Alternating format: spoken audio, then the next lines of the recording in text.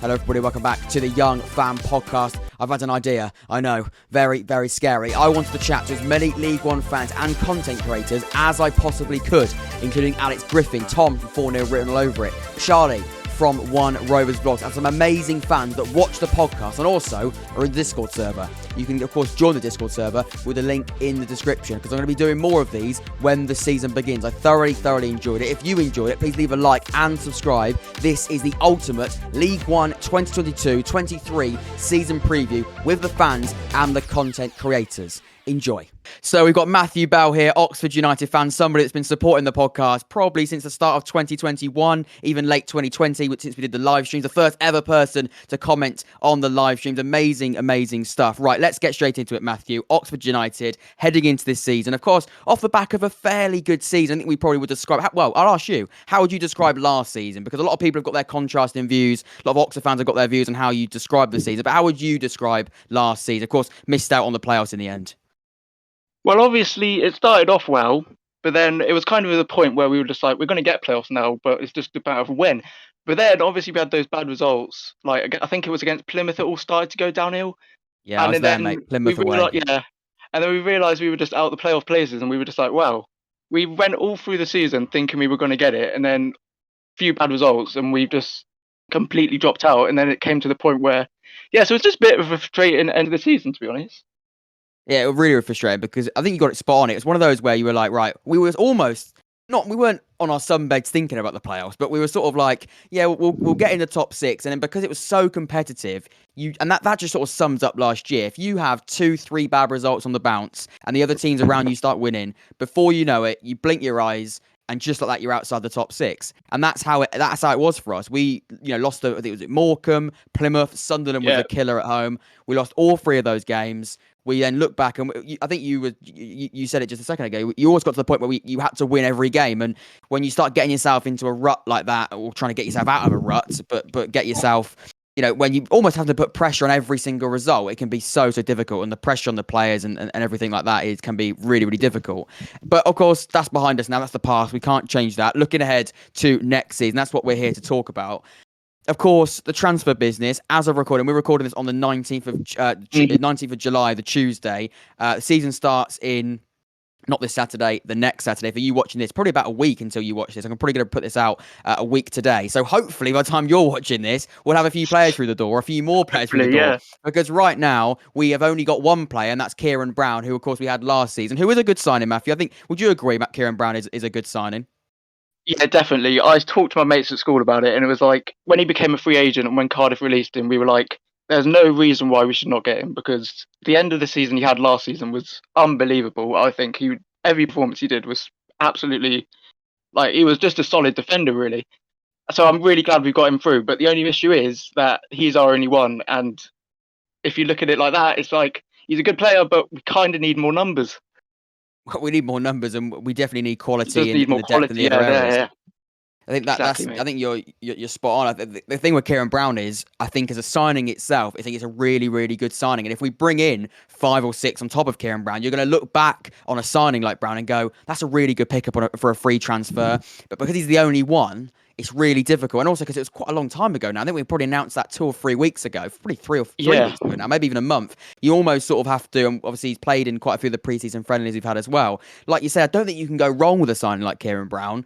But going into this season, when you look at what the other side are doing, we've just had Alex Griffin, I've just spoken to him, and we spoke about Ipswich's transfer window. They've been they've been ruthless, and they've been so aggressive in the way they've approached the window. Maybe not in terms of the amount of players, but the type of players they brought in. Same with Sheffield Wednesday. Of course, Derby's slightly different because they had to bring those players through the door, but they certainly have brought in some really exciting players, ones that you would think, how are they in League One? And the Derby are a different question and a different story completely. But when you I'd also say, if I can just jump in. Yeah, 100%, mate. Basically, if you look at Derby and Sheffield Wednesday, you'd expect them to do good business because they're a big club. But even if you look at the smaller clubs, let's say Shrewsbury, for example, the players they're bringing in, they're League One quality, most of them, and they're just top quality players. So it's not like the big teams. Obviously Derby are going to make big players, but it's just I feel like the smaller teams are going under the radar a bit and just bringing in some quality players that maybe, I think they would go higher in the table. If you look at Oxford now, then we're in like I'm starting to worry. I was chilled, but now it's getting like further and further along. I'm just like looking at Shrewsbury making signings like Che Dunkley. I know he didn't do so well at Sheffield Wednesday, but I think he will do well there because I don't know. It's just very frustrating to be honest because like all the clubs, pretty much all of them, including like the smaller teams. I know Oxford aren't that big themselves, but yeah, even the smaller teams are making like good quality signings, and it's just it's very frustrating as an Oxford fan. I think frustration is the word. I think I used it. I did an episode Yeah, talking about Oxford. I said tedious, yeah, frustrating. I tedious. mean, Yeah, it's that's exactly how I draining. describe it. It's one of those where that every single day you're thinking, is this the day where we announce it? I think, to be honest, in recent days of recording, we have heard a few things. And by the way, we will sign players. You know, anyone that says, "Oh, we're Yeah, not yeah, going to yeah, look," Stuart Finley's going to come through the door. That's a matter of time. It's the lad. Is yeah. it the goalkeeper from? Is it? I want to get as of recording, it'll probably be announced. I don't want to embarrass Sligo myself. Is it? Rovers, is it? Is it? Yes, they go Rovers. Is that? I think it's an Yeah, Irish I side. don't know. So. Yeah, He's the captain. He's captain as well that side, I believe. So look, these are players that will come through the door. Apparently, we had a fee agreed for both of those players. The Stuart Finney one is so bizarre. We had a fee agreed about 2 weeks ago. But mate, either it's way, ridiculous. Yeah, those players will come through the door, and we will have signings against Derby. But going into that Derby game, I do feel like we are still underprepared. Even if we bring players in now, which, like I said, is inevitably going to happen, we haven't had these players training with us. We haven't had these players playing pre-season games. I'm going to the game tonight against West Brom. The next pre-season game's AFC Wimbledon. I believe is that the last pre-season game before Derby. So yeah. I feel like it is. Yeah, you've then got your players in, and if we get 3 players in for that game, brilliant. But what are they going to be like? How are they integrated into the squad? They haven't been training. Some have. I think Jody Jones has been on trial and been training with the lads. But other than that, you've got players that have been, pre-season friendly with other clubs, and of course they're going to come in and train for probably the week or 2 weeks building up to that Derby game. But you do feel we are underprepared, Matthew. I think that's how I feel. I think that's how you feel. yeah. I feel very worried and underprepared. I feel like even if we bring players in now, we still need to gel them into the team and make them like when we finally do play Derby. I want to see a team that knows each other inside and out. But I feel like if we make the transfers now, we've only got one pre-season friendly really to really see what they're about and see like if they understand each other and how they play. Because if you look at Derby, for example, I'm mentioning Derby a lot, but they're a good team to mention. They Yeah. brought players in quite early on so they can gel as a team, and their players are top quality, by the way. Some of them played Premier League football only 2 seasons ago. So yeah, I'm very worried. And seeing as we've got Derby first game, it's probably the worst first game we could have got in terms of the players they brought in and the amount of time they've had to gel with each other. I think you're spot on. We look at Derby, and their fans are going to be so up for it, Matthew. They're going to be so Yeah, up I for know, it because, yeah. this is a side that have been, absolute through the torture side of football. Their football club was in a position where they could easily have been, easily have gone under completely. They've had that takeover. It's a brilliant, brilliant thing for football, a brilliant thing for Derby, of course it is. And they're going to be behind the players. Pride Park on that day, I'm gutted I can't make it, but I'll be watching the game, externally on holiday. But even from watching the game, but if you're in that ground, I mean, by the way, if you're going, absolutely brilliant atmosphere, I'm sure, because those fans are going to be so behind. Of course, Oxford fans, we are very, very good at travelling support. I think we, Yeah. take a lot of fans. But, Derby are going to be, Pride Park and Derby are a huge football club and stadium, but they're going to be so behind those players. It's going to be such a difficult opening game. And like you say there, that is one of the most tough games to open away from home as well. I'm dreading it. I'm not going to lie. I'm absolutely dreading it, but we'll have to wait and see. Yeah, I'm going to be on the way home from holiday that day. So yeah, I'll probably get home from late getting home, I presume, and hopefully I'll see even if we get a draw in that game. I Yeah. know it's quite negative, but even to start the season off with a draw against a good Derby side, that might make us kick on to do better things. But right now, yeah, I'm worried about it. I don't think it's negative, Matthew. I think I'd snap your hand off for a draw right now, mate. I'd absolutely Yeah. snap your hand off. Finally, just to look at, Oxford and looking at us going into the season, what are your expectations? I've been asking this to all the fans so far. What are your expectations? What do you predict from Oxford? Well, I think expectations and predictions are slightly different, but what do you expect from Oxford? It's really hard to talk about them because we haven't. I mean, we still, like you already said, the players, we haven't brought in enough players. We are weak in so many different areas in terms of the depth. But what do you expect? Let's say we bring in the players that we are looking to bring in. Let's say we bring in another winger. What do you expect from Oxford? I expect with our players so far and the not the lack of time we've had to make the team gel together, I expect like a mid-table finish at the moment. But that's wrong actually. My prediction's that, but my expectation is that we get playoffs, because the last 2 seasons, I know last season we didn't get playoffs, but our football, like in the mid, like the before, like the start of the season and the mid season, I think we were playing some good stuff. And I've come to the point now where you kind of expect with Oxford that they'd put in a good effort to get playoffs, but I don't know, man. Like, if we had more players in now, then I'd feel a lot more confident. But because we haven't brought any players in yet, my prediction, or my expectation, sorry, is way below where it could be if we brought players in. So I'm looking forward to it, but yeah, it's a bit of an odd one because obviously our transfer window has been abysmal so far, and been it's very kind bad. of difficult to look past it. So yeah, I'm kind of like dilly dallying here, but playoffs, why not? My prediction is the playoffs. No, my expectation is the playoffs, but my prediction is maybe 9th or 10th, that kind of area. I think that's fair. You got to look at it from face value. You got to look at it from sort of taking yourself away from the fact that, of course, in recent years we finished in the top six. In recent years we've been in and around the playoffs. But if you look at it from face value, look at it on paper, you look at the areas where we are weak. You're probably right. We are looking around. I'd probably put us right now. If the season started tomorrow with the squad we have right now, which I know we said we'd presume we put a few of the other players in. Let's say we just started the season, because you've got to look at what we've got today. Let's say West Brom's our opening game of the season. I think we're probably going to be looking at around 13th, 12th. And like you say there, you made a great point at the start. You look at Shrewsbury. These are sides that are bringing in players that are a little bit under the radar. But again, they could easily catch up a team like Oxford. They can catch up a team that, aren't being as aggressive, aren't being as ruthless. And before you know it, you're getting swallowed up by the teams that are doing business below you. Because last season we saw a division where the teams, the bottom half, there was a real gap between the teams at the bottom half and teams at the top half. But, if you look at teams like Shrewsbury, Lincoln are doing some decent business as well. These are teams that are in and around sort of the bottom half last year. You bring a few players in, they're going to catch up the teams like Oxford. And before you know it, you're going to be looking at a mid-table, maybe the bottom half finish. But that's just the way it is. But Matthew, it's been brilliant to speak to you, mate. I know it's been a long time coming since you make your first appearance on the podcast, but it's finally here. And thank you so much for giving your thoughts on Oxford United in what has been so far, like you say, a pretty abysmal transfer window. But we can always hope. Derby, first game of the season. Can I get a score prediction for Derby, Matthew? I know it's difficult. Score prediction for Derby. My head tells me a draw, but no, my heart tells me a draw. But I'm going to go with a 2-1 loss to Derby. I think we'll get a late goal because we'll have a late push in the game, but I think it won't be enough, and we're going to lose 2-1. But I just want to say it's been a pleasure being on the podcast finally, because I've followed you for a long time, and you deserve everything you're getting right now, because you just deserve it, mate. So well done. Oh, mate, thank you so much. It means so much. And thank you very much to Matthew for coming on the podcast today. Anyway, Matthew, take care, mate, and I'll see you soon. We'll speak soon. Yeah, see you, mate.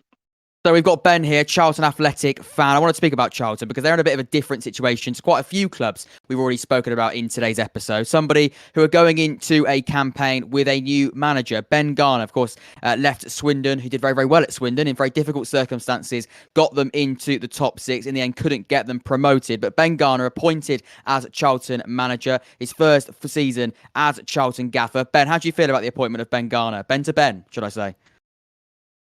I think it's a really good appointment, to be fair.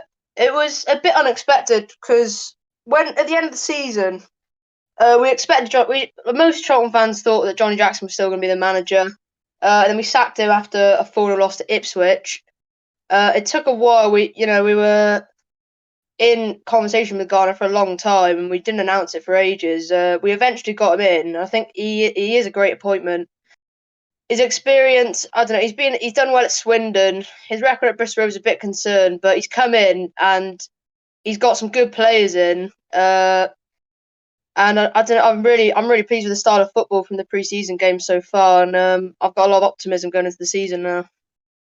I think that's important. I looked at some of the signings you've made. They look absolutely incredible, some of them. I mean, some of them look like... I mean, a lot of them are from Swindon, let's not lie, but I think you can't really argue that too much. He did very, very well at Swindon, so you can see why he's going back in and he's trying to bring in the players that he can trust and that he can rely on, that know how to play his style of play. Just quickly, though, before we move on to the transfers, I want to speak about Johnny Jackson really briefly. No, we can't look at the past too much, but Johnny Jackson was somebody who had that interim period after Nigel Adkins got sacked, did very, very well as an interim manager, got appointed permanent manager, And I was a bit surprised when he got sacked. I won't lie, I was a little bit surprised. I thought they'd give him the summer because, of course, he didn't get a summer transfer window. Never got that opportunity. He got a January window, didn't he? But I don't think he got, I don't think he got massively backed in that window either. I was a little bit surprised that he left or got sacked when he did. Yeah, I think most of the fan base were expecting him to stay. They all wanted him to have his own summer to see what he could do. But Tom Sandgaard, our owner, was pretty ruthless and got rid of him, which at the time I thought was harsh. But in hindsight, I'm quite happy with how it's going because Ben Garner's been doing really well since he's come in. It was quite sad to see him go, but I think it was the right decision. We lacked identity under him. We just weren't playing good football. I think we would have struggled with him. Let's say you're in the shoes of Thomas Sandgaard. Like I said, I know we can't hang on to what's already happened and hang on to the past for too long, but would you have sacked Johnny Jackson, or would you have given him that summer? I think I would have probably given him the summer, but more from a sentimental value because obviously he's a club legend. I just wouldn't have been able to sack him after one season where after half a season where he didn't even do too badly. It was just tailed off towards the end. But I do think Sandgaard's done the right decision, and in football you have to be ruthless. You can't hang on to these sentimental things, and I think it was the right decision in the end.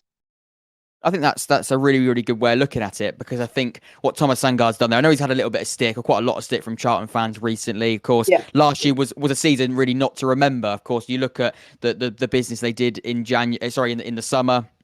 A little bit in January, but you look at the summer, they left their business quite late, didn't they? Or you did, should I say? And it didn't really pan out the way you would want it to go. Of course, Nigel Adkins, of course, lost his job in all of that as well. But looking ahead to this season, this window has been completely different to last summer. A window where you've definitely brought in players earlier, and you definitely brought in, I think, your top targets. And clearly, Thomas Sandgaard is bringing the players in that Ben Garner wants. I think that's really, really important because you can tell by the players that they're bringing in. You look at players like Jack Payne, who got announced, I think it was yesterday. You look at, is it Walcott, the goalkeeper as well, and the fullback. You're bringing in these players that, for me, clearly Ben Garner wants because he knows them very, very well. He can trust them. He can really understand the way they want to play, and they understand the way he wants sort of his team to play from back to front. Do you believe that with these signings, in particular, let's focus on the Swindon ones first.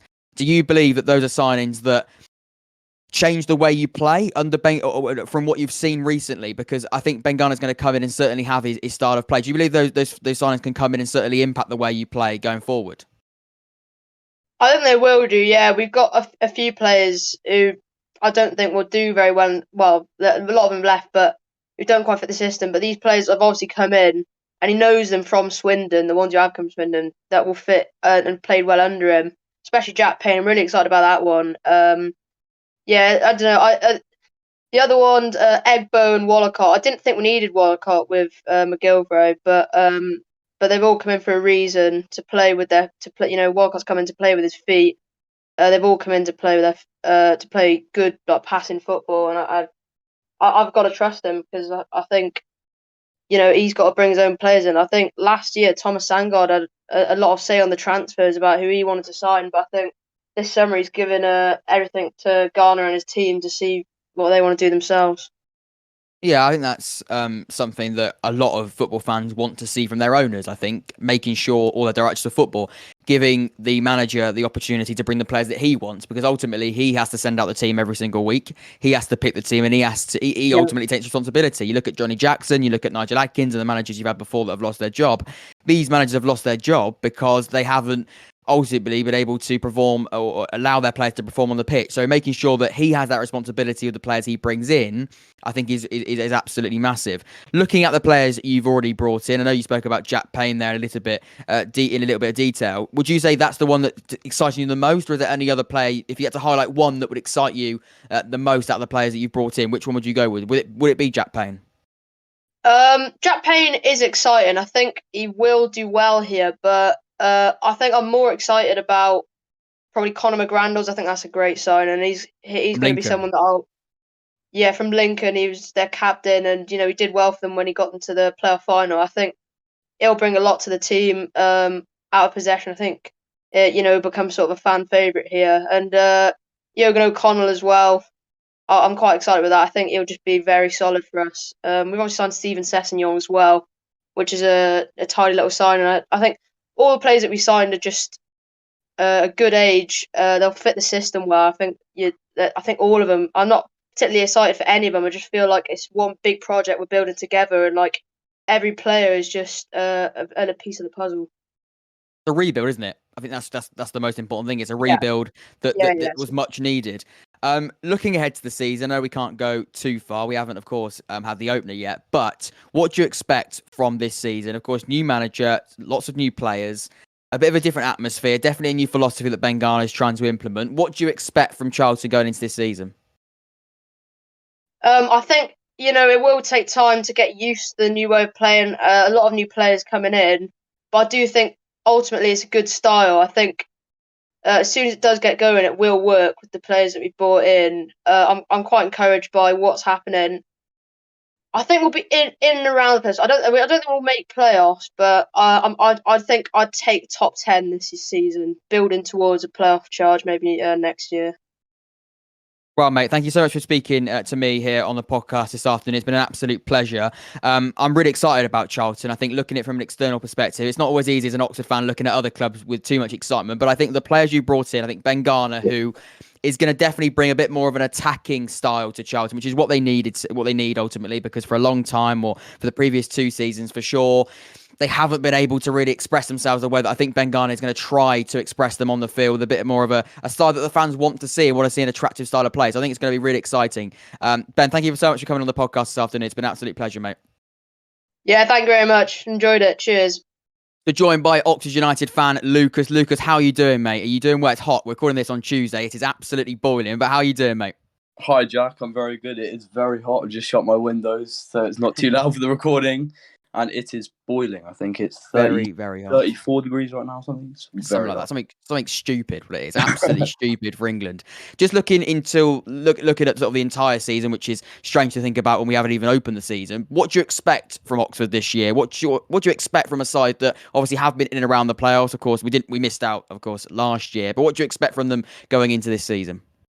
Well, honestly, I think, and I've spoken to a few of the players after a few of the friendlies and more low-key games. I've managed to speak to some of the players, and I've asked them about the upcoming season. A lot of them are saying that they want to push for playoffs, which is what I agree with, and that's the target for this club this season. However, with the current signings, I don't think we're at a position to be able to say we're pushing for the playoffs.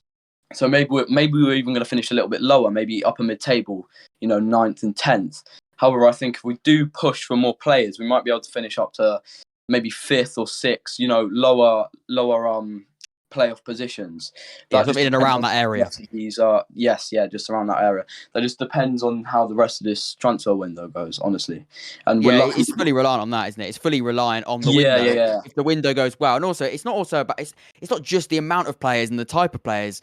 Just knowing that, it's more the fact that you bring players in that can really boost the squad, that can boost the players that are already at the football club. If you bring those players in and you boost the players you've already got, I think there's no doubt there's some brilliant quality within the side. We're not saying that we've got to bring in 11 players and completely recreate a starting 11 and squad, because we've got such talent in there. You spoke about Cameron Brannigan. You've got players like Matty Taylor. I think Sam Baldock's going to have a brilliant year. Marcus Brown is only starting to get better and only starting to really get fit, and I'm sure will play a huge role in next season. You just add a few players in those different areas, add the depth, add the quality, that can boost everybody, and that can be a massive, I think, morale boost and confidence boost going into that derby game. So I really do look forward to it. I asked Matthew, I'm going to have to ask you, Lucas, what's your score prediction for the game against Derby on the 30th of July?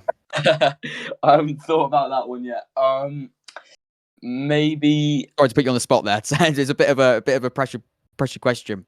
I think at the moment, 3-1 to Derby. However, Matthew said 2-1, so you're on the same. You're sort of in the same boat.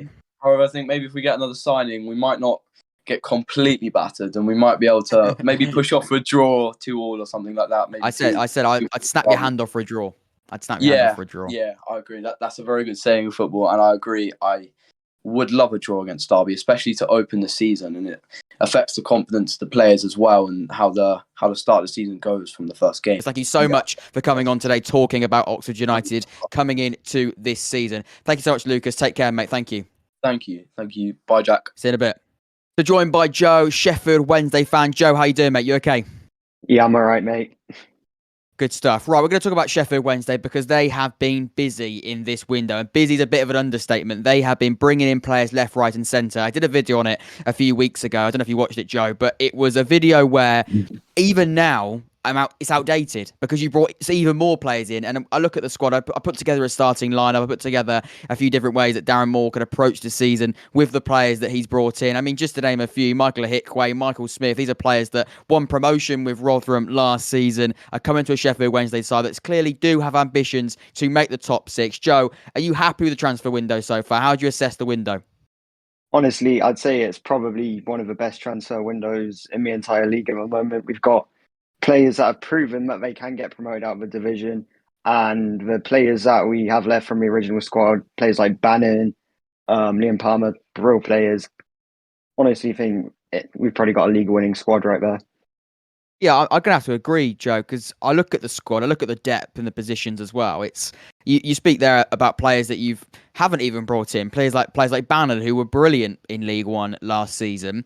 Do you feel as though Darren Moore has now got himself into a position where he's got to be in the top two or got to really put a serious push for automatic promotion or promotion, just nonetheless, to be honest, because there's no doubt at all he's been backed. The board have given him the players it looks like that he wants. You feel as though Darren Moore's almost put a bit of pressure on himself with the players that he's brought in? I mean, he's watched players at this level. He's understood who he's brought in. He's really taken an active role in the transfers as well. And I do think Darren Moore, he knows what he's doing. He's a really good manager at this level, and the players he's brought in are just the perfect fits for us. I think they are. They really, really do look like the players that you need in the positions. You were look sort of lacking in goals, I think, at points last season. I think Michael Smith comes in. I think he certainly does.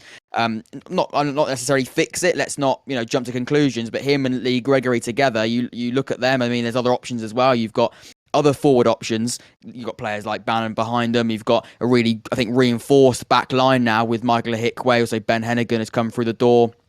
Other players, Stockdale looks like a brilliant option in the middle. Between the sticks. Again, in the middle, you've got players like Volks as well. These are really, really good players that are proven in the Championship and also amazingly proved in League One. Looking ahead to the season for Sheffield Wednesday, are you confident that you're going to sort of meet the expectations of a promotion push? Do you feel as though with the squad you've got now, is it looking good for a promotion push, do you feel?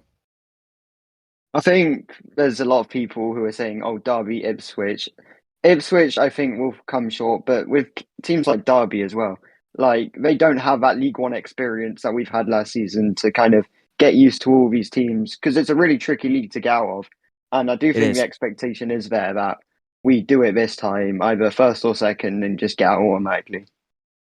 Do you feel as though you would have learnt quite a lot from the Sunderland playoff semi-final last season? Because I think I saw a Sheffield Wednesday side that didn't look like, if I'm being completely honest, I think Sunderland were the better side to come out of over the two legs. I think the second leg you look better. The first leg, Sunderland were pretty much in control. But looking at it now, of course, you stay in League One, like you say there, you're 100% correct about it being such a tricky division to get out of. Some huge clubs in this league just can't get out of it. Sunderland were in here for, I think, 5-6 seasons.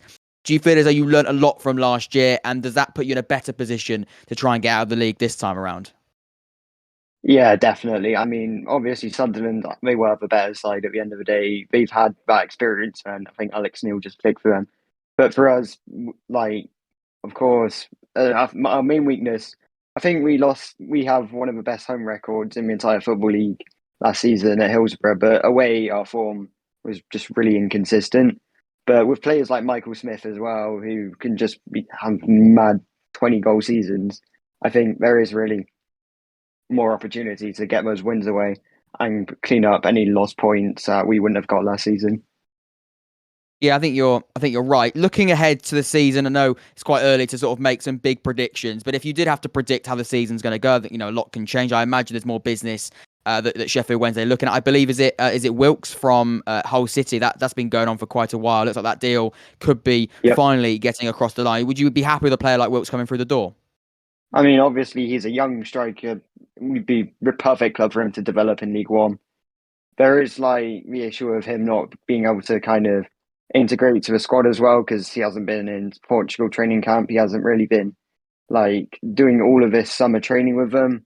But of course, as he's a younger striker, and then we've got Smith, Gregory, Windass, I think he will have a lot of opportunity when he's not starting to help develop and bond with the squad as well. Yeah, I think it's going to be a really exciting season at Sheffield Wednesday. I imagine, Joe, you're quite looking forward to it. If you're going to put a position on it, are we going with the top two? Are we going for a title? What are we saying? I know there's quite a few fans probably in the comments of this video going to give their thoughts on it. But Joe, where do you think Sheffield Wednesday are going to finish come the end of the season? Definitely the title. Title. I love the confidence, Joe. You've got to respect the confidence. Joe, thank you so much for coming on the podcast today, talking about Sheffield Wednesday, upcoming season, full of excitement, lots of signings, but also some quality additions as well. Joe, thank you so much for coming on the podcast this afternoon. No problem. So joined by James, Shrewsbury Town fan, a club that are doing some pretty sly business, going a little bit under the radar so far in the window, but certainly some standout names. Shay Dunkley. James, how are you feeling for Shrewsbury when you look at the transfer window? Because they have been fairly busy, and they're a side for me that are going a little bit, like I said, under the radar, but getting some really exciting players in the door. Well, from last season, we had a bit of a stinker with our transfer window, like releasing tons of players, not bringing many in. So I didn't have very high expectations. Then we lost like Pierre, Wally, David Davis, Daniels, tons of players at the start. But then when I saw like DaCosta, Shipley, Bayliss, and everyone else coming in, like Dunkley, and O'Brien, I'm really happy with our signings. I think, to be honest, with the signings, we can be pushing for top half the table, maybe even playoffs. Sorry, you crack on. As I say, you finished 17th. Was it 17th last season? Around there, 18th. It might have been. Yeah. I think it was around that sort of area. So, look, you've got a lot. Look, last season was one where, to be honest, not getting relegated in the end was definitely the big positive. Can you now push on? I think with the signings that you've made, I think you really are, like you say, pushing it maybe into that mid-table, maybe even the top six area.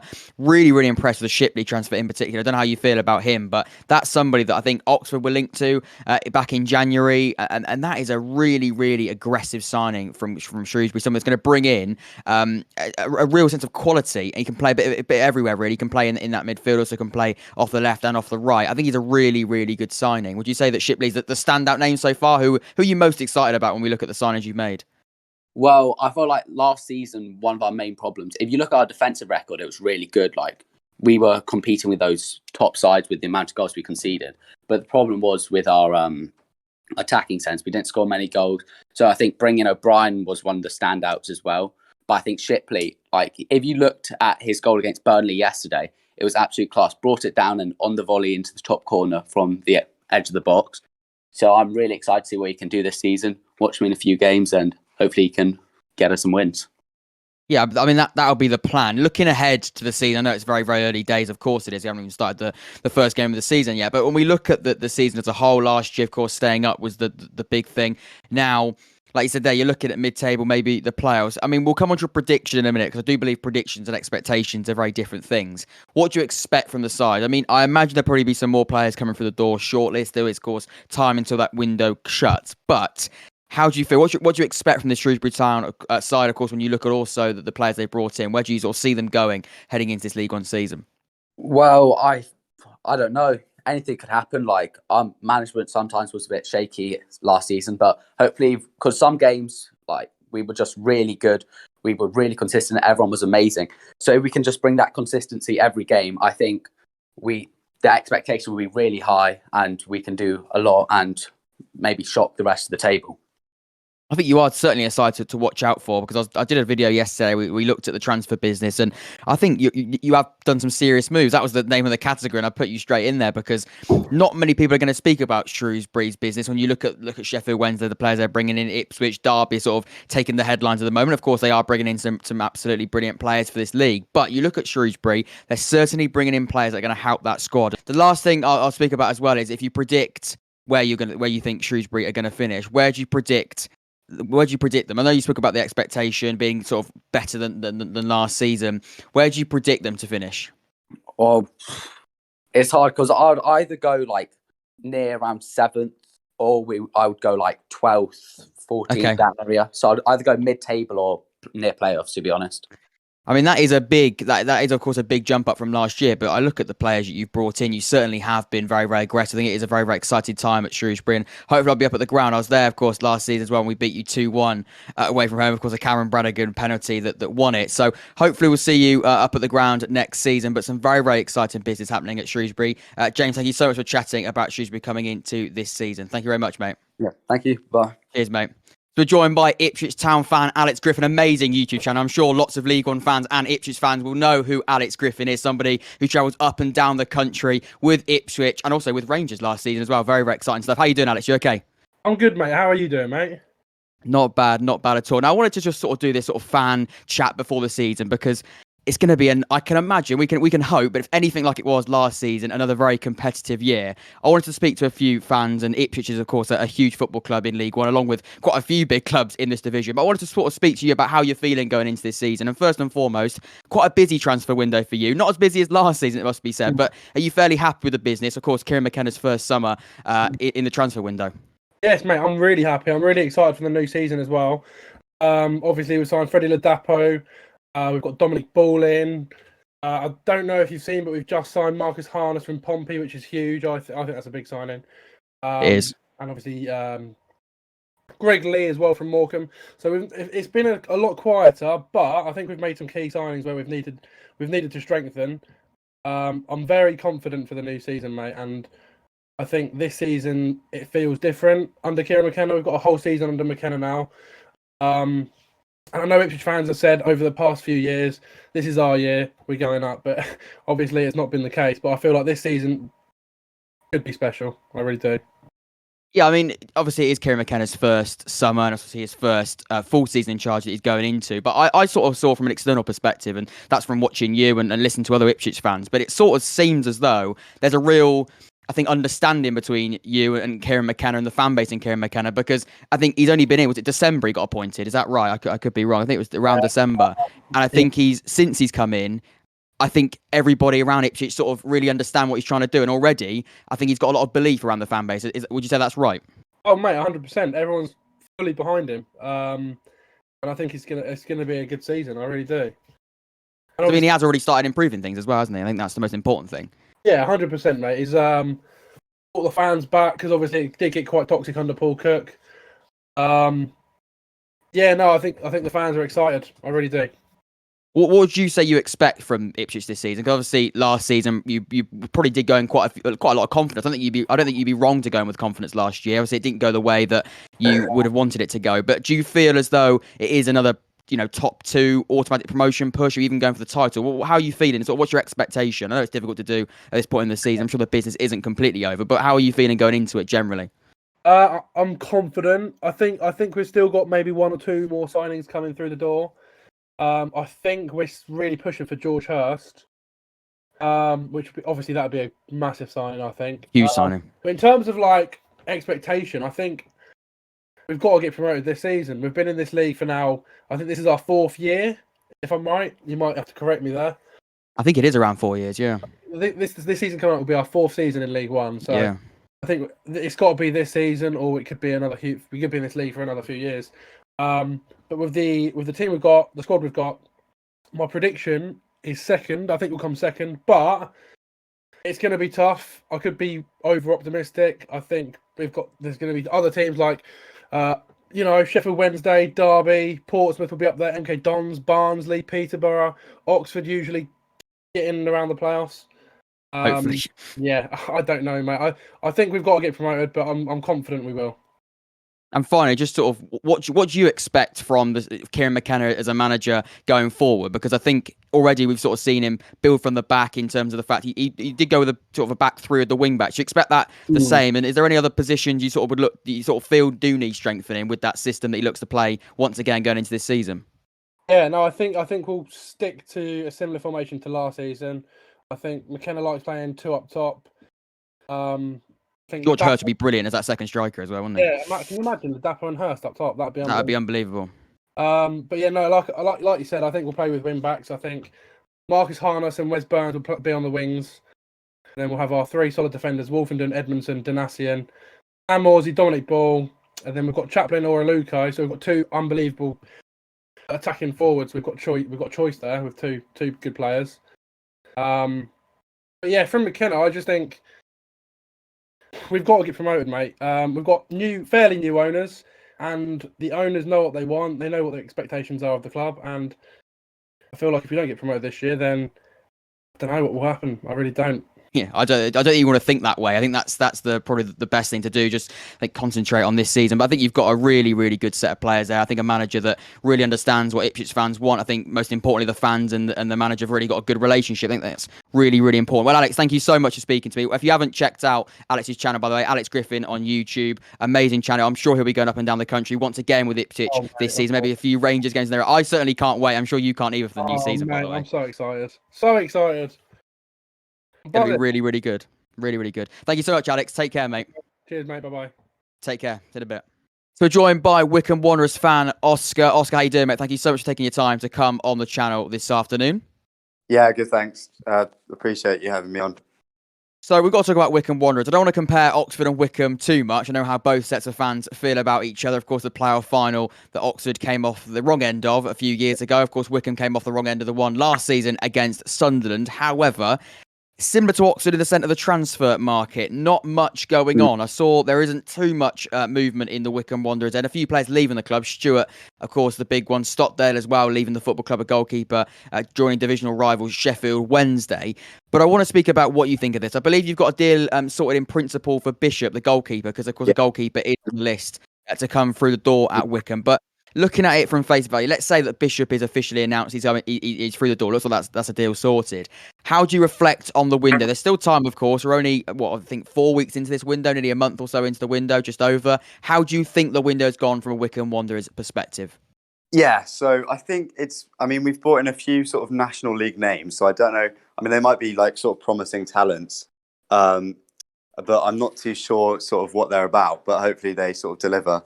But yeah, like you said, hopefully Bishop comes because otherwise the goalkeeping situation is a little bit concerning because we also lost our sub keeper as well. He got released, so that's a little bit concerning. But yeah, if we can bring in Bishop, that's a great signing. I think he looks pretty promising, and I've heard he was pretty solid last season at Mansfield. So yeah, I mean, if the Gareth keeps telling us not to sort of panic, and they've got it all under control. So, I mean, I guess we trust him. So, yeah, it's not too bad. I mean, I'd like to see maybe another sort of right back come in, sort of a right wing back, like competition for places. Because I'm not a massive fan of McCarthy. I think he's decent, but I think if there's sort of more of a competition for places in that area, then that'll do us good. But yeah, it's not too bad so far. Hopefully, we can bring. And I've heard we're also linked with. Return for Alfie Mawson as well, so that'd be a great signing because I know he's not really kicked it off at Fulham and Bristol City. So if he's a free agent now. So if we can get him, that'd be a great signing as well. But yeah, a few more decent names through the door, and it'll be good. Would you say you were quite surprised about the David Stockdale departure? I know we spoke about Bishop coming through the door. It does look like he's done quite well out on loan at Mansfield. I mean, he's going to come in. He's a young goalkeeper. Looks as though it's going to be a loan move. So you'd say it's slightly short term. David Stockdale, I was really, really surprised when I saw that deal go through. I didn't think he was going to leave. I saw a lot of people, of course, Wycombe be quite a favourite of David Stockdale. I know he made a little bit of a mistake in that final against Sunderland. I was quite surprised about David Stockdale leaving the football club and joining Sheffield Wednesday. How did you feel? Did you sort of think it was on the cards, or was it a bit of a shock to you as well? No, it was a big shock. I mean, I only heard a few rumours sort of a couple of days before it actually happened, and before that, I didn't. No, I thought he was just going to sort of carry on because I know that we offered him a contract, so obviously he chose not to sign it. But yeah, I mean, obviously the mistake in the playoff final was sad because he's had a really good season overall and he's saved us on many occasions.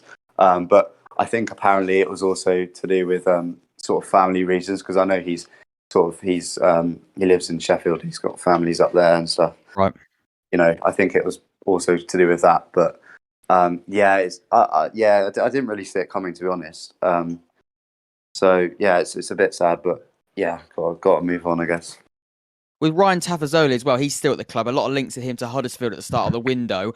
Does it look like he's going to stay? Because he looks a really, really good centre-back. He's done it quite well for a few seasons now at Wycombe. Of course, with Anthony Stewart, someone that was, of course, partnered with him at the back for quite a few years as well. Do you feel like he's going to stay? And how big do you reckon he's going to be ahead of this season once again? No, he's really important. For me, most games, he's one of the standout players because he's obviously his massive physical presence. He's 6'5", something like that. And he doesn't really lose any headers at all. So he's really solid at centre-back. And yeah, Anthony Stewart was a bit of a shock, but because I know he's been with us so long, and I also hear he's been made captain of Aberdeen, so that's good for him. But yeah, it's not great. So hopefully another centre back like Mawson could hopefully cover him as well. But yeah, no, Tafazolli was brilliant last season. So he's really important to us. I hope he doesn't go. Don't think he will. With, of course, the new season looking ahead, I know we haven't even had the opening game of the season yet, so looking ahead too far would be a little bit silly. But where do you sort of expect Wycombe to be? Because again, of course, you've had that season in the Championship after you beat Oxford United in the final. We won't talk about that for too long. And obviously, we had last season you making the playoffs again, but couldn't get past Sunderland in the final. I was there, unfortunately, I was in the Sunderland end, so hopefully don't end the call now. But I was, of course, a neutral, doing it for the podcast content reasons. Yeah, how do you feel, going in with the sort of expectation? Because I do sort of see expectation and prediction as two quite different things. When you look at expectation, you look at what you want to see from Wycombe once again this year. Is it another top six push? Is that what the fan base is feeling? Or do you feel as though with the signings being a little bit slower, a few players leaving the club who were very important, do you feel as though there could be a bit of a drop-off going into this campaign? Well, to be honest, I think the last sort of 3 seasons we've, I think, overachieved massively every season. I mean, this season we went up when we beat you in the final. I think we were predicted to go down that year, so people really don't fancy us. We just sort of go under the radar a little bit. So I mean, I think the expectation has risen obviously after the past couple of seasons. So I think we've got to try and push for another top 6 finish. I mean, I know League One's getting better every year. And Sheffield Wednesday and Derby, their teams look ridiculous. So, I mean, I think those are the two automatics taken. But I think, you've got good teams like Peterborough, Barnsley coming down. Ipswich look good under McKenna. So, I mean, it's going to be tough. But I think, we've got to try and aim for that top 6 place, top 6 finish. And the playoffs, we've shown that we can do it before. So. We can easily do that again. So for me, top 6 would be a realistic sort of prediction and expectation, to be honest. Yeah, I probably would say around the same with Wycombe. I was a little bit surprised, like we've already spoken about the players, the leaving, of course, were big roles. But I also think as well, it's about how Gareth Ainsworth, because how he sort of deals with the situation, what he looks like when it comes to signings that come through the door. Because, of course, Gareth Ainsworth has been at the club now for a long, long time. I think most Wycombe fans really do trust him because I think, like you say there, a lot of people don't really fancy Wycombe, and when the back's against the walls and when they are the underdog, they seem to prevail and they seem to do really, really well with that underdog mentality. So, the final question I'd like to ask you is: do you believe that Gareth Ainsworth? Because I knew he was linked. I think he was linked away, wasn't he? A couple of points through the season, but that's been gone to bed now. So, do you feel as though he is the manager now to really? I mean, I was going to say kick on, but he's kicked on quite a few times as Wycombe manager. But when we look at the long term, is he that long term manager you'd like to see stay in the dugout at Wycombe? Yeah, for me, I mean, I think he's got to a point. He's been here like 10 years. I think he's got to a point where he's pretty much unsackable. So, I mean, the Wycombe fans continue to love him, and I think he's brilliant because, like you said, we've seemed to have overachieved quite a lot of times, and like you said, we tend to be the underdog, and we usually prevail. So, I think he is definitely the right man for the job. I mean, I can't really see anyone else sort of taking over. And we did it last season. We got to the playoff final, so that's positive. So I reckon he can probably do the same again. He's got the right mentality, and the squad is really like tight knit. So it's good sort of atmosphere around the club. Perfect, mate. Thank you so much, Oscar, for coming on the channel today, talking about Wycombe Wanderers. Hopefully, you've enjoyed it, Oscar. Hopefully, Wycombe fans as well can sort of in the comments down below sort of give their thoughts on it, because I think it's really, really interesting. Oscar, thank you so much for coming on the podcast this afternoon, mate. Cheers. Thank you very much. Take care, mate. Thank you so much. So on to Bolton Wanderers next. I've got Dane here, a Bolton Wanderers fan. I want to speak about the transfer window so far because it has been quite a busy one. Not in terms of the amount of players that have come through the door, but some really, really exciting players to really, I think, add the quality and depth that Bolton do need. A lot of their transfer window business was done back in January. A lot of players came through the door. However, there has been a few names that have come in. We talk about Bradley has come from Liverpool. James Trafford rejoined on loan from Manchester City. Irondale's come from Cambridge United. Dane, how do you feel about it? The three big names there, three really exciting names. How do you sort of reflect on the window so far? Obviously, in terms of, it's been quite quiet in comparison to other teams in the division, which is quite, for some fans, it seems quite worrying. But yeah, at the same time, like you were saying, most of our team was built in January. So the likes of Dion Charles and Bodvarsson, who made a massive impact last season at the back end of the season again. But obviously, to get James Trafford over the line was probably the biggest.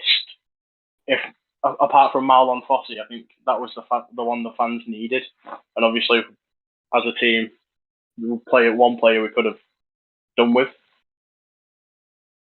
Yeah, I'll just quickly on James Trafford. I think we saw the importance of him when he came in January. He sort of changed the way that you played when we look back to front. When we look at the way that he sort of influenced the game, even from being a goalkeeper. It's incredible how somebody who's very, very good on their feet. It looks as though Ian Evatt wants to play this very, very specific style of play, very good attacking style of play, but he needs his goalkeeper to be comfortable on the ball. It looks as though James Trafford really is comfortable on the ball. His distribution seems to be absolutely amazing. Would you say James Trafford is somebody that can take you from missing out on the playoffs and getting into that top six? Just because, even, it sounds crazy. You're talking about a goalkeeper that can do this, but because of his influence, he does have that ability to take you to the next level. Oh, 100%. Like, it's like a lot of people, like you were saying, rely on the attacking front for that sort of thing. But to have a keeper at his age who makes very, obviously, little mistakes, which we have had in the past couple of seasons with keepers just not saying the best keeper in the world, but then at the same time, and then his distribution up front to find players is just second to none for a player of, I believe he's 19. Yeah, he's young, isn't he? 19, yeah. And obviously it just shows all that again. Obviously, because Ederson plays the exact same at City, obviously to a much better standard, but like at City, that's how he runs it. So obviously, if something's working at City's academy to then feed the same sort of play style through to young Trafford. Yeah, I spoke about it on the podcast episode I did, looking at Bolton in a little bit more detail, and I said it's really, really important to have a goalkeeper like James Trafford, because it's not just the fact that he's very, very good on the ball. He's very, very good with his feet, and his distribution is second to none. It's also that sort of continuity from last season. We saw last season, sort of the back end of the campaign, particularly from January, I'd say onwards. I think January, and then there's a bit of a spell where you sort of, I think you drop points against Morecambe, and that was sort of when it didn't really go the way you would have wanted it to go. You looked on decent cards for maybe a late promotion finish, or late top six finish, should we say. But that continuity from last season, I think, is really, really important. Would you say you learned a lot from last year? Because I think you sort of had a season where the first half of the season, first weeks, months of the season were okay or fairly good. Quite a good start to the campaign, I'd say. Then it sort of dropped off a little bit. And then the Christmas period came, didn't really look like it was going the way you'd want it to go. A really, really positive January. And then a really, really big, I think, spike in form.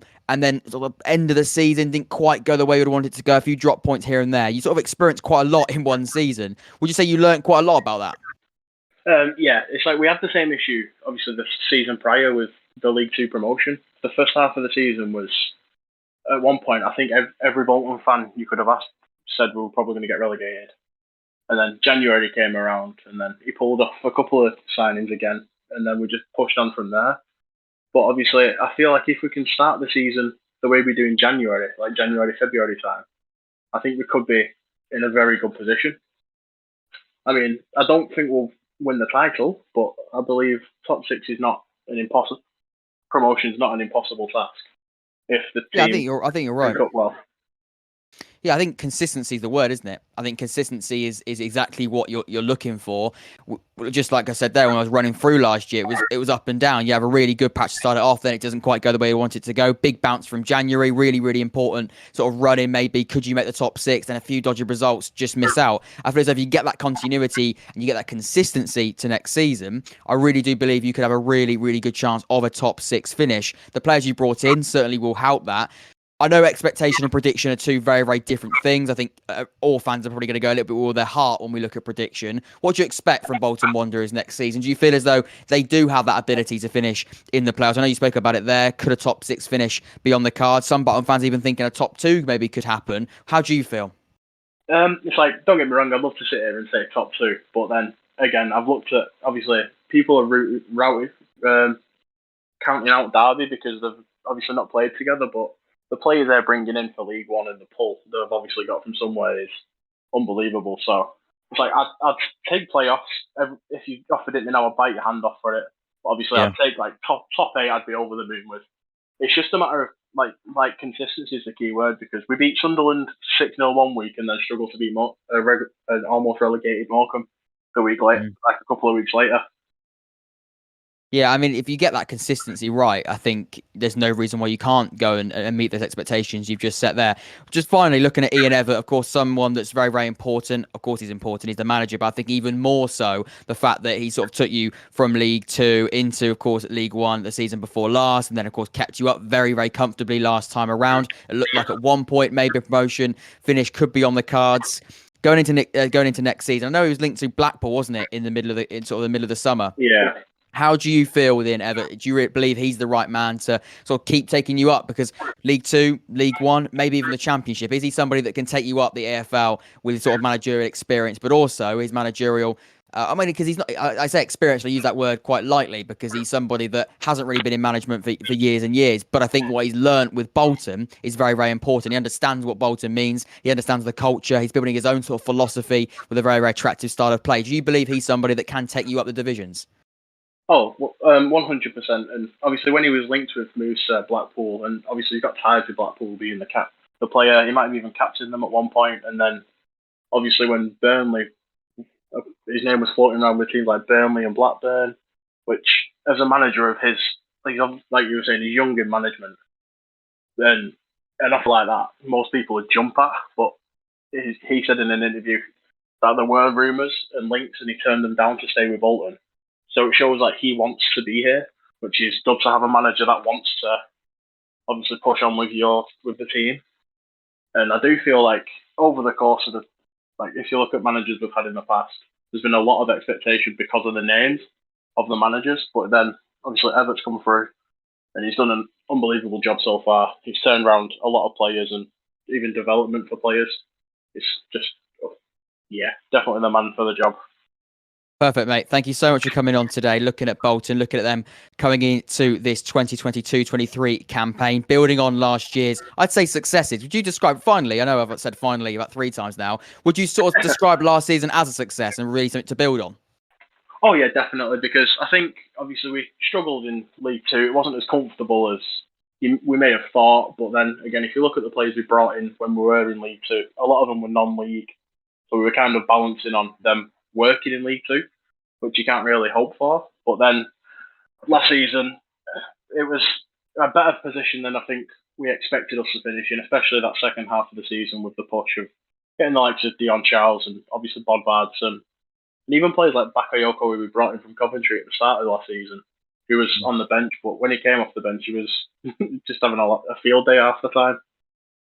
Yeah, I mean, that's always nice for a fan to watch a player enjoy it and also play very, very good stuff. And I think Bakayoko certainly did do that. Thank you so much, Dave, for coming on the channel today, looking at Bolton Wanderers. Absolute pleasure to have you on. Cheers, mate. Thank you. So I'm joined by Charlie, One Rovers Vlogs, massive Bristol Rovers fan. I'm sure you'd have seen One Rovers Vlogs, amazing YouTube channel following Bristol Rovers. Let's talk to Charlie about what we expect from this season. First of all, Charlie, how you doing, mate? Yeah, I'm very good. Thanks, mate. Appreciate you having me on as well. No worries at all. I wanted to speak about the transfer window because you have been fairly busy. The last week, you haven't been as active, but the week before that and a couple of weeks before, you have been fairly busy. And Joey Button has begun bringing players into the football club. Are you generally happy with the window so far? Yeah, very happy. The last one, you got John Marquis, who's proven at League One level, got him in on a free. Then you got the likes of Jordan Rossiter, who was at Fleetwood with him as well, brought him in on a permanent deal, and we actually paid money for. Then you have James Gibbons, who's looked very good in pre-season. Watched him last night against Stoke. He looked very good, bringing him on a free as well. And I think the biggest one was probably James Connolly, who we had on loan last season. He was amazing. Had him on loan from Cardiff. Formed a really good partnership with another loanee, who unfortunately we probably won't be getting back because he signed a new 3-year deal at Stoke, Taylor. But yeah, brought James Connolly in, paid money for him as well. So yeah, very happy with the business so far.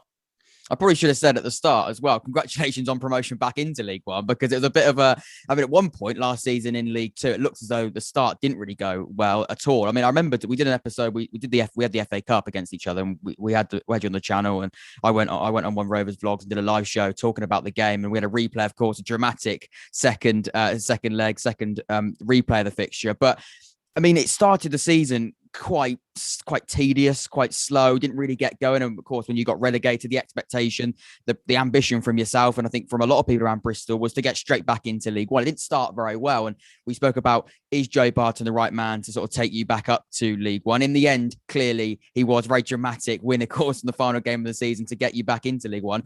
I know we can't really focus on the past too much, but it did end fairly well, so we can touch on it briefly. How was League Two? And do you think you learned quite a lot, from that division and the difficulty of it getting out? Do you reckon you can take a lot of what you learned from League Two into League One this year?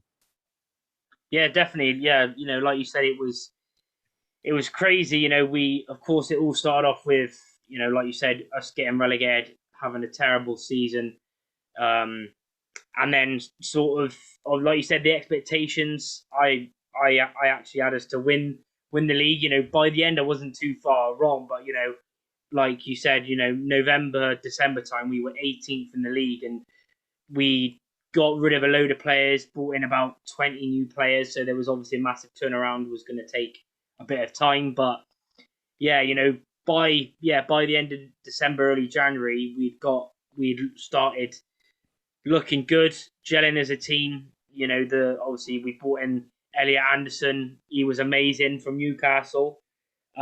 He made a big change. And also James Connolly, we signed him, I think it was not long after we played you. I think he made his debut in the FA Cup against Peterborough the following round. And yeah, it's all changed from there, started to gel, playing the same team week in, week out, got rid of more of the deadwood. And yeah, ended the season amazing. Well, since January, from the end of the season, we only lost 3 games. So that tells you everything. And we were unbeaten, 15 home games unbeaten we ended. So yeah, amazing second half of the season. And like you said, the final day to win 7-0. And yeah, it was just unbelievable, to go up automatically back into League One.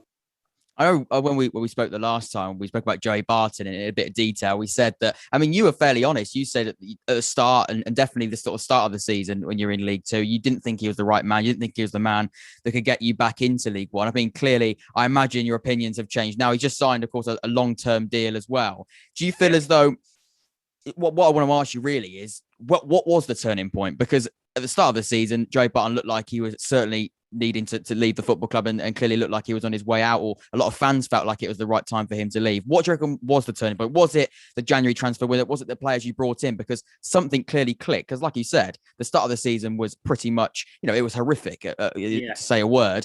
It switched really quite dramatically, and obviously in the end, you really did reap the rewards, and of course got promoted. What was the change? What was the click for you?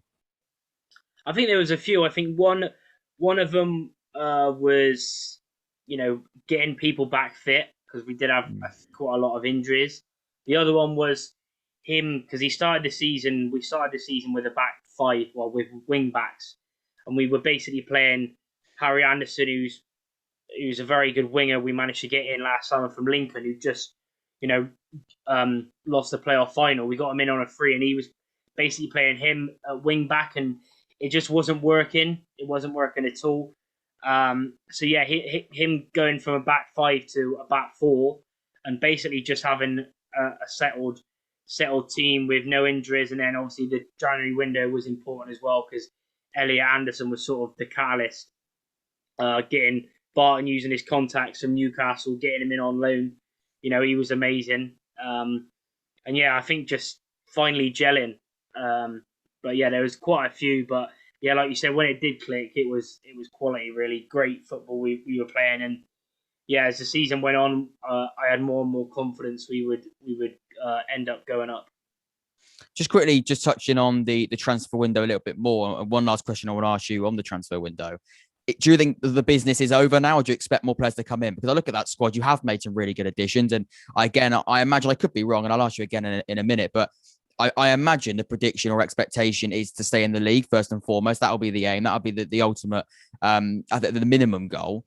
Do you feel as though the transfer business is over, or do you feel that there could be some more players coming through the door, in the next couple of weeks before the first game of the season? I know the transfer window does, of course, go into a couple of games in, but before the first game of the season in particular, do you imagine to see more business or not? Yeah, there's definitely going to be more business. Barton said it last night after we beat Stoke 2-0 in our last friendly. He said, he still wants 5 or 6 players. So there's right. That's a lot of business.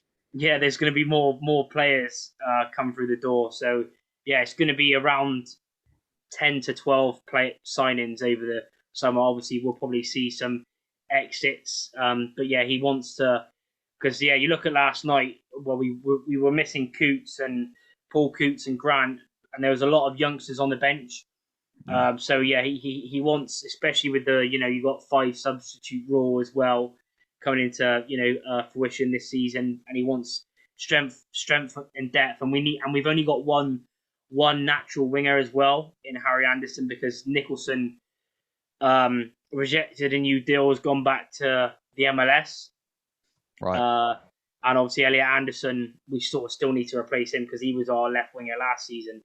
So after that, we were basically yesterday we had Marcus as the lone striker, then Collins was playing on the wing. So yeah, we still need 5 or 6 according to Barton. I was just looking up Elliot Anderson because he was someone that I was really, really impressed with. Looking at it from an external perspective, I thought last season, since he came in on loan, he was a bit of a spark, wasn't he? It was something that gave you a little bit different. He was quick, he was lively, he gave you a different edge at different points in the game. I know he hasn't gone out on loan. There's a few links to him, wasn't there? There's a few links to other clubs that were looking at. I think Sheffield Wednesday were looking at the winger.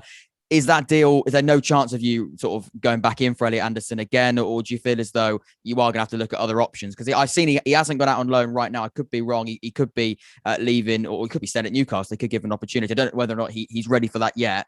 Do you know anything about that? Do you think he will come back, or do you reckon he's going elsewhere? I mean, there's always a possibility. He's been playing he's been starting in their friendlies for Newcastle. So, but I think apparently Eddie Howe's going to make a decision next week. So if he does come back, it will be a late decision.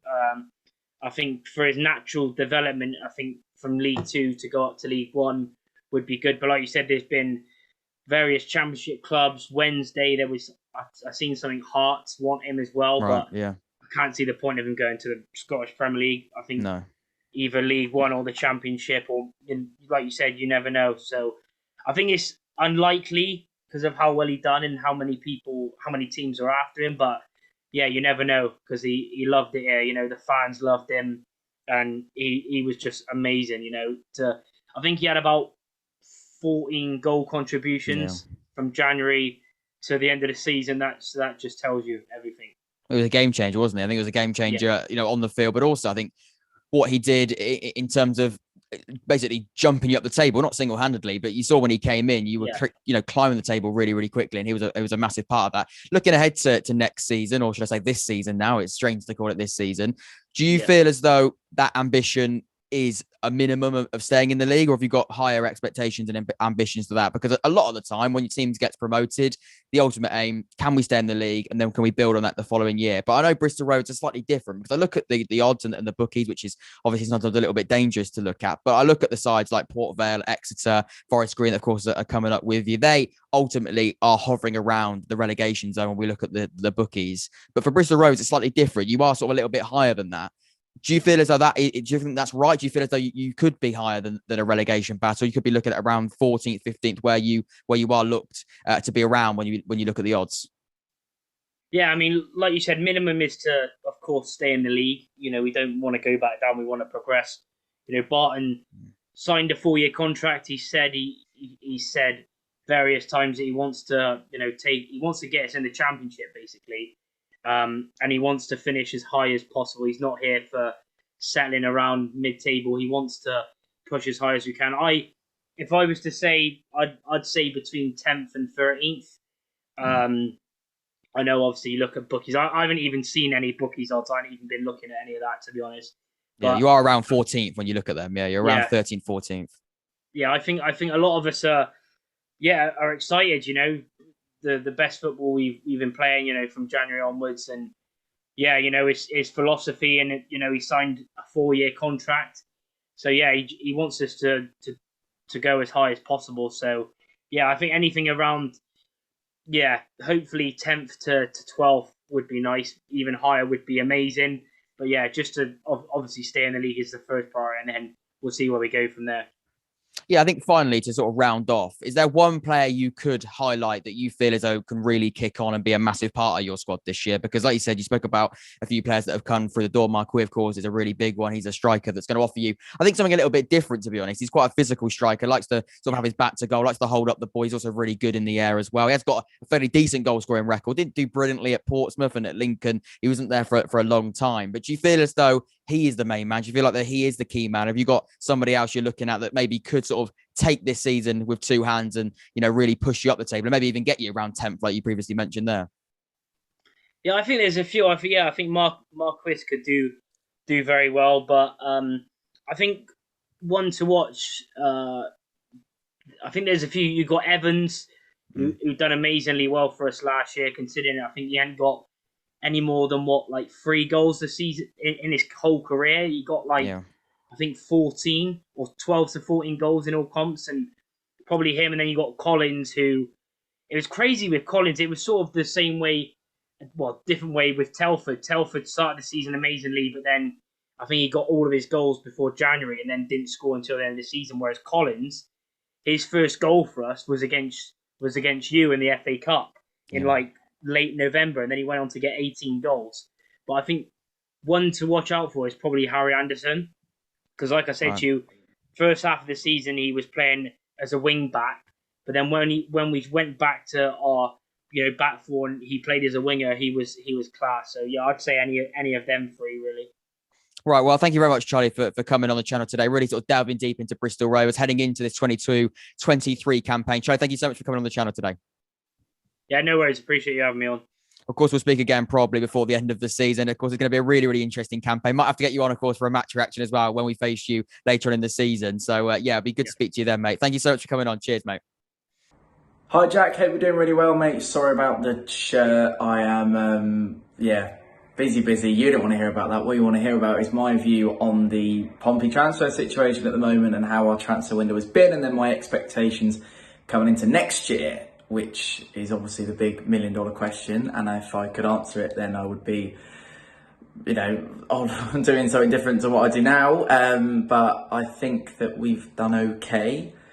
It hasn't been confirmed at the time of recording this. It may well have been by the time you're watching this, but Colby Bishop is rumoured to be our next summer signing. He would be signing number 5 of the summer for Pompey. Now that would really be a kind of sit up and go, oh wow, that's quite an interesting one, and Pompey have done well to get that deal over the line. Obviously, you may or may not know there's a little bit of a sort of situation. He was going to go to Blackpool and he didn't go to Blackpool and whatever, and they didn't come for the medical at Pompey. But Pompey now have their man, I believe. Fingers crossed that it's all gone through by the time you're watching this. So that's really good. Marlon Pack's another one who's kind of a Pompey boy, and he's come back from a load of championship experience, and he's looked a level above in all the pre-season games that I've seen him play in, which have been pretty much all of them. He didn't play at Havant, but he's played in Spain. He's played for us against Leyton Orient the other week, and he wasn't involved in the Bognor Regis game because that was a younger Pompey 11. But the times I have seen him, I've been so impressed, and he brings that championship pedigree and that kind of what we need to take ourselves to the next level as a football club at this moment in time, which I think is really important. And then there's a handful of others. So Zach Swanson is a young lad from Arsenal who's come in. That's that link between Arsenal's academy and Danny Cowley, given what happened when Emil Smith-Rowe was under his care not too long ago. during a previous managerial job for Danny. So yeah, there's a couple of those. Joe Rafferty's another one that's come in to sort of bolster the squad a little bit. We've obviously also got the ex-Lincoln and current West Bromwich Albion keeper Josh Griffiths, who's joined us in the last week or so. He will be our number one next season. He was a name we were interested in before Bazunu came to Fratton Park and spent a season with us between the sticks. Whether he's going to hit the dizzying heights in terms of performance that Bazunu did, I don't know. I think Josh is going to be a great addition to the squad. I think he's only had a handful of minutes in terms of time playing in the Pompey team at this moment in time, but looking forward to seeing what the season brings for him. We'll try to steer away from loan deals if we possibly can. The majority of what we've got at the moment is permanent. I don't know what the Colby Bishop one is yet. There obviously is still hope being held out for George Hurst. I think that's a bit more of a pipe dream than most people think. Whether he goes to Ipswich, whether he goes to another Championship club, or whether he comes to Pompey, I don't know. The only thing I would say on that one is that George Hurst was seen as someone to not go near or touch with a barge pole after his sort of season at Rotherham, but Danny Cowley and Nicky and the team took him under their wing and really made a player of him, and now he's got so much going for him, hasn't he, in terms of he's one of the strikers of the second half of last season in League One. So whether that plays a part and whether George will go, remember when Danny sort of took a chance on me and gave me that opportunity, and maybe it's time for a bit of payback, who knows, but we shall see. I hope that rounds off Pompey for you this transfer window. Obviously it's still a couple of weeks to go, I think it's 8 days until the start of the season as I'm recording this. So exciting times, cannot wait for it, and look forward to seeing you at some games pretty soon.